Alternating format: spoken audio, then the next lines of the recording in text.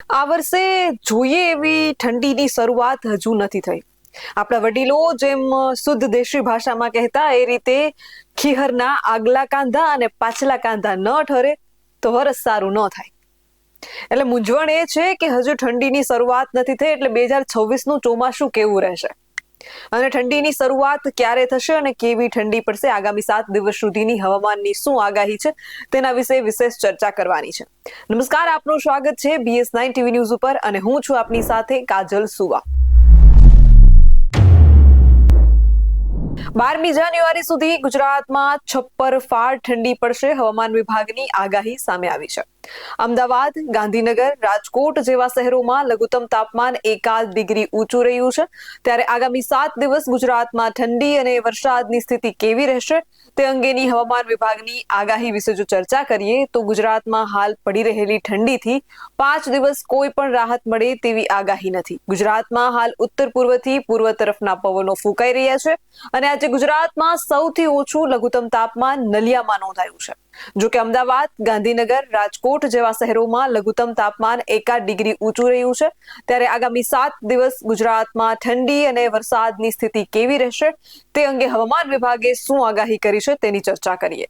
હવામાન વિભાગના અમદાવાદ કેન્દ્રના ડાયરેક્ટર A.K. દાશે ગુજરાતના હવામાન અંગેની આજની આગાહી આપી છે, જેમાં તેમણે જણાવ્યું છે કે ગુજરાતમાં હાલ ઉત્તર પૂર્વથી પૂર્વ તરફના પવનો ફૂંકાઈ રહ્યા છે અને ગુજરાતમાં ઠંડા અને સૂકા પવનો ફૂંકાવાના કારણે ઠંડીનો અનુભવ થઈ રહ્યો છે. ગુજરાતમાં આગામી 7 દિવસ એટલે કે 12મી જાન્યુઆરી સુધી હવામાન શુષ્ક રહેવાની આગાહી છે.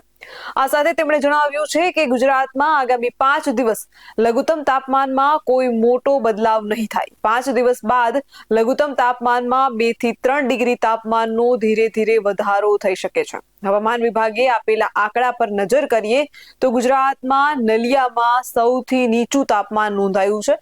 નલિયામાં 7.5 ડિગ્રી લઘુત્તમ તાપમાન નોંધાયું છે. નલિયામાં નોર્મલથી 2 ડિગ્રી તાપમાન નીચું નોંધાયું છે. આ સાથે અમદાવાદમાં 13 ડિગ્રી અને ગાંધીનગરમાં 11.2 ડિગ્રી, સુરતમાં 15 ડિગ્રી અને વડોદરામાં 13.6 ડિગ્રી તાપમાન નોંધાયું છે.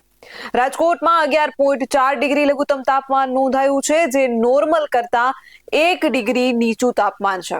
ભારતીય હવામાન વિભાગે જણાવ્યું છે કે પંજાબ, હરિયાણા અને ચંદીગઢમાં 6 થી 9 જાન્યુઆરી, પશ્ચિમ રાજસ્થાનમાં 8 થી 10 જાન્યુઆરી અને પૂર્વ રાજસ્થાનમાં 6 થી 10 જાન્યુઆરી, છત્તીસગઢમાં 6 થી 8 જાન્યુઆરી અને ઝારખંડમાં 6 થી 7 જાન્યુઆરી દરમિયાન શીતલહેર આવવાની શક્યતા છે. વધુમાં 7 જાન્યુઆરીએ મધ્યપ્રદેશ, બિહાર અને ગંગા પશ્ચિમ બંગાળમાં ઠંડીની સ્થિતિ જે છે તે વિકસી શકે છે.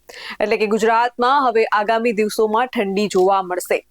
કસ અને કાતરા ઉપરથી સામાન્ય રીતે દિવાળીના ધન્યા, અનેક રીતે હવામાનની આગાહીઓ કરવામાં આવે છે. ટીટોડીના ઈંડા, અનેક જૂની દેશી પદ્ધતિઓના આધારે જે છે ચોમાસું કેવું રહેશે એનું અનુમાન લગાવાતું હોય છે.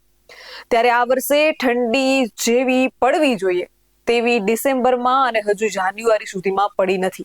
એટલે ક્યાંક ને ક્યાંક 2026ના ચોમાસાને લઈને ખેડૂતોમાં અને લોકોમાં એ વાતો પ્રવર્તી રહી છે કે 2026નું ચોમાસું કેવું રહેશે. પરંતુ તમારા પ્રશ્નનો હલ અહીં એ કરવા માંગુ છું, કારણ કે જ્યારે પરેશ ગોસ્વામી સાથે BS9ના માધ્યમથી એક ડિબેટ કરી હતી ત્યારે હવામાન નિષ્ણાતનું એવું કહેવું હતું કે 2026નું ચોમાસું જે છે તે રાબેતા મુજબ સમયસર જ આવી જશે અને સારું ચોમાસું રહે એવી શક્યતા છે.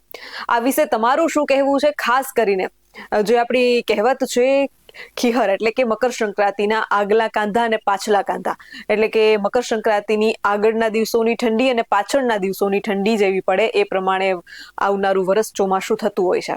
ત્યારે આ વિશે તમારું દેશી પદ્ધતિ અનુસાર તમારું અનુમાન શું છે એના વિશે કમેન્ટ કરીને મને જરૂરથી જણાવશો.